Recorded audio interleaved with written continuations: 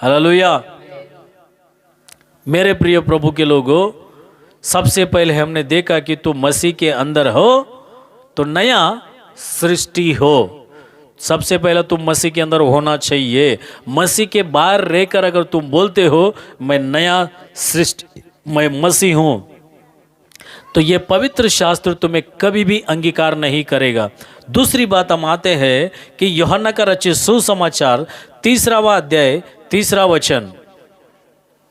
यूहन्ना का रचित सुसमाचार 3:3 को निकालकर पढ़ते हैं। पढ़िए।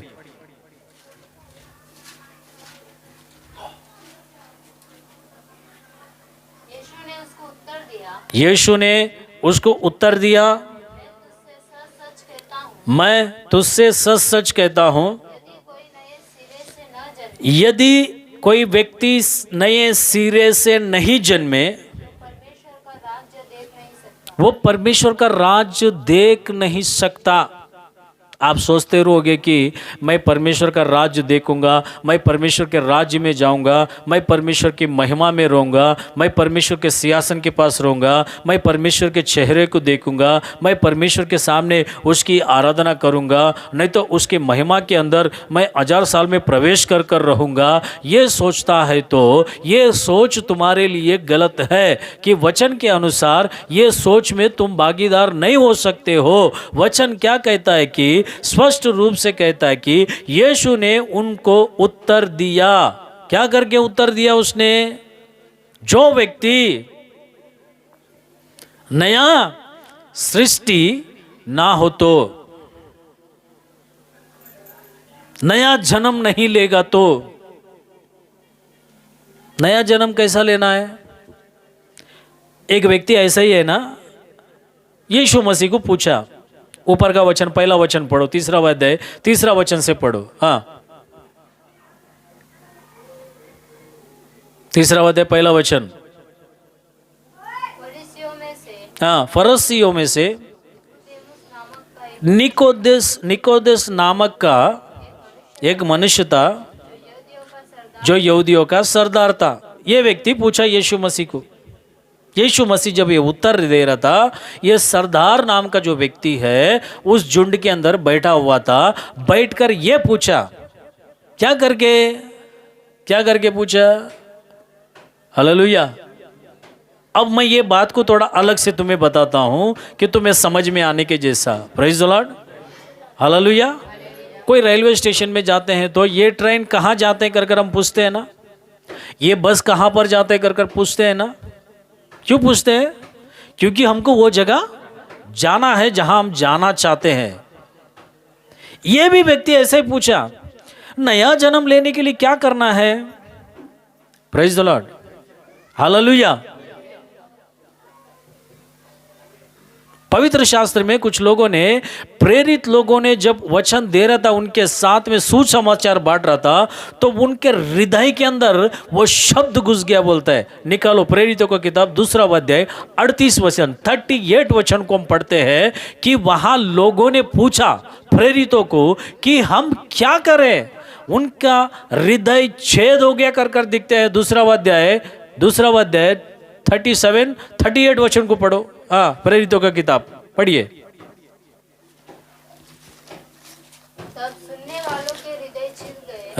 सुनने वालों के हृदय छिद गए और पतरस अन्य प्रेरितों से पूछने लगे, ये भाइयों हम क्या करें? पतरस ने उनसे कहा, मन फिराओ, तुम में से हर एक अपने अपने पापों के क्षमा के लिए यीशु मसीह के नाम से बपतिस्मा लो, तुम पवित्र आत्मा के वरदान को पाओगे। हृदय में जब वचन लगा तो प्रेरितों से पूछने लगे कि प्रेरितों, ये सेवकों, कि हम क्या करें। यहां पर भी निकोदेम यीशु मसीह से जब पूछ रहा था तो यीशु मसीह यह जवाब दे रहा है, अगर कोई एक व्यक्ति नए सिरे से जन्म ना ले हो तो। हालेलुया। घर में पूछते हैं, सॉरी आप मुझे गलत ना समझे सिस्टर, घर वाले से तो पूछना पड़ता है ना, जो भी कुछ काम करेगा तो, नहीं पूछेगा तो कैसे चलेगा? वो लोग हाँ बोलेगा तो हाँ, ना तो ना, है ना? पूछना तो जरूरी है। तो यीशु मसीह उसको उत्तर दिया कि नए सिरे से जन्म लेगा तो ये व्यक्ति बोलता है कि यीशु मसीह क्या फिर से मां के कोख में जाके जन्म लेना पड़ेगा? हालेलुया। नए सिरे से जन्म लेने का, नया सृष्टि बोलेगा तो तुम्हारे पापों के कारण यदि तुम अपना मन फिराकर पिता पुत्र पवित्र आत्मा के नाम से पानी में डूबकर बपतिस्मा नहीं लेगा तो तुम नए आदमी नहीं है, नए सिरे से तुम्हारा जन्म नहीं हुआ है। तुम वही पुराना पुरुष हो या स्त्री हो, बालक हो, जवान हो। वचन ये कहता है। हालेलुया।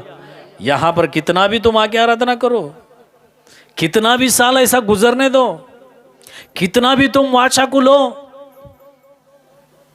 तुम्हारे बारे में कई सारे सेवक लोग भविष्यवाणी भी बोला रहेगा, जब तक तुम्हारा नया जन्म नहीं होता है। Praise the Lord. हालेलुया। सबसे पहला तुमको विश्वास करना है। तुम्हारे अंदर विश्वास नहीं है, अगर तुम दूसरे को पूछते हो तो ये बाइबल के हिसाब से ठीक नहीं है, ये सही नहीं है। तुम जो भी भक्ति कर रहा है वो व्यर्थ हो जाएगा, शून्य में आ जाएगा, शून्य हो जाएगा। वचन कहता है, पहला क्या लिखा गया कि हमने पढ़ा कि जो प्रभु के अंदर है वो नया सृष्टि है। दूसरी बात हम देखते हैं कि एक व्यक्ति नया तरीका से जन्म लेना है। एक बपतिस्मा के द्वारा वो अपने पापों के कारण मरकर वो फिर से जी उठना है, जिस तरह यीशु मसीह मरकर जी उठा है। हालेलुया। ये शैतान का औलाद लोगों को जरा साउंड कम करने के लिए बोल।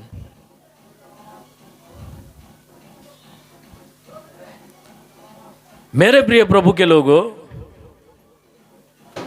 नए सिरे से जन्म लेना है। नए सिरे से अगर हम जन्म नहीं लेगा तो वो व्यक्ति नया नहीं है, वो व्यक्ति पुराना ही व्यक्ति है।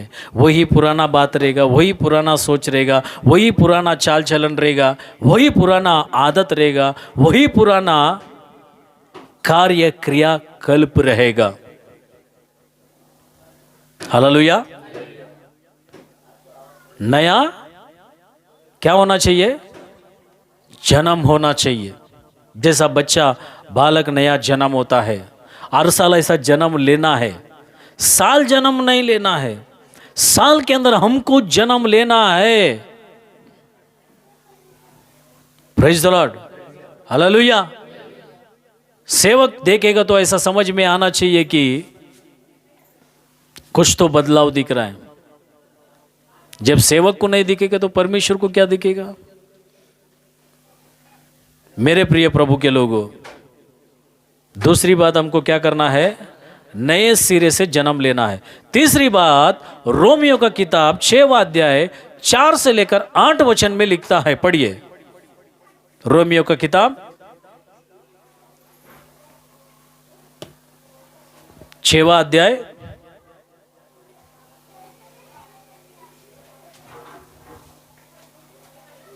रोमियो का किताब 6वां अध्याय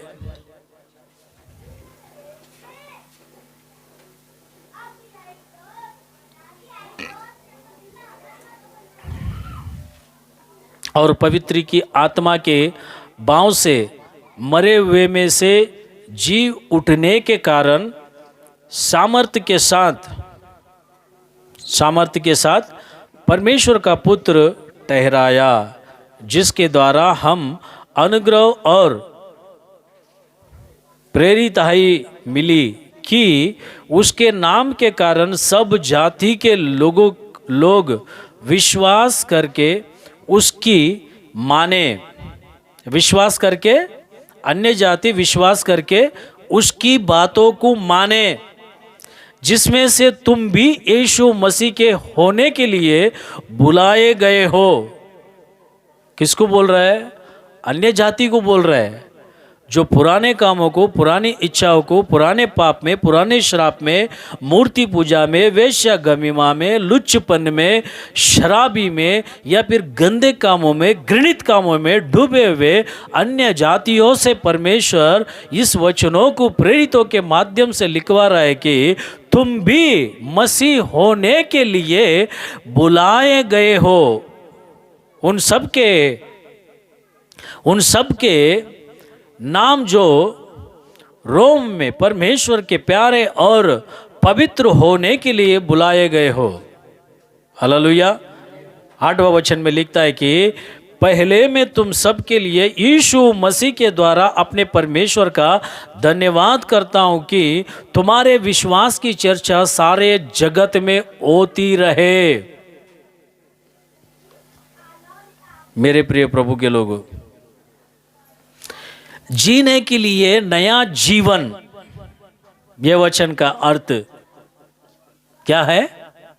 जीने के लिए ये 2023 में ये 12 महीना 365 दिन जीने के लिए नया जीवन को प्राप्त करना है, नया जीवन जीना है कर ये पत्रिका पौलुस लिखता है रोमियो के कलीसिया के लिए।